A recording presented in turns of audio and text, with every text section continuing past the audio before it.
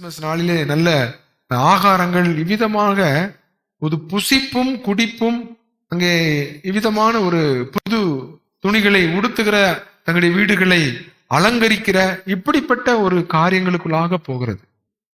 வேதம் என்ன சொன்னதோ அதை விட்டுவிட்டு வேதபூர்வமான கிறிஸ்தவமாக காணப்படுவதற்கு பதிலாக பண்டிகை கிறிஸ்தவர்களாக இன்றைக்கு கிறிஸ்தவர்கள் மாறி போயிருக்கிற வேதனையான சூழ்நிலையை பார்க்கிறோம்.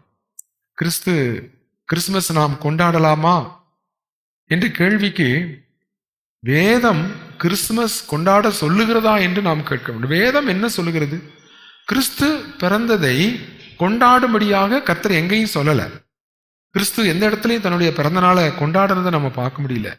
இன்னும் நீங்க போனீங்கன்னா அப்போஸ்தலர் நடபடிகளில் எங்கேயும் அங்கே சீஷர்கள் அல்லது ஆதி சபை கிறிஸ்துமஸை கொண்டாடினதாக நாம் பார்க்கவில்லை. இங்கே அப்போஸ்தலனாகிய பவுல் 13 நிருபங்களை சபைக்கு எழுதுகிறார்.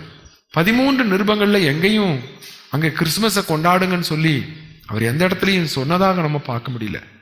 ஆனால் பின்னாட்களிலே சபையின் சரித்திரங்களை நாம் பார்க்கும் பொழுது சுமார் 300 ஆண்டுகளுக்கு பின்பாக கொஞ்சம் கொஞ்சமாக ஒவ்வொரு காலகட்டங்களிலும் இந்த கிறிஸ்து பிறப்பின் கொண்டாட்டங்கள் சபைக்குள்ளே வருகிறதை நாம் பார்க்கிறோம். குளிர்ந்து போன காலகட்டங்கள், ஒவ்வொரு காலகட்டங்களும் சபை எப்பொழுதெல்லாம் குளிர்ந்து போனதோ அப்பொழுதெல்லாம் இப்படிப்பட்ட பாரம்பரியங்களும் இப்படிப்பட்ட பிற வழிபாட்டு காரியங்களும் சபைக்குள்ளே வந்தது என்பதை சபை வரலாறை அங்கே நாம் படிக்கும்போது நாம் கற்றுக்கொள்ள முடியும்.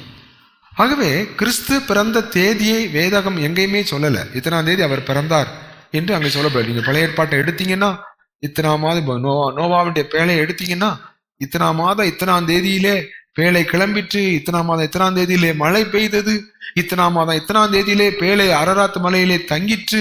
அங்கே இத்தனை மாதங்கள், அந்தி கிறிஸ்துனுடைய உபத்திரவ காலத்தை குறித்து கூட இத்தனை நாட்கள் என்றெல்லாம் சொல்லப்பட்டிருக்கிறது. இஸ்ரவேல் ஜனங்களுடைய சிறையிருப்பு 70 ஆண்டுகள் என்று எரேமியா காலத்திலே சொல்லப்பட்டிருக்கு.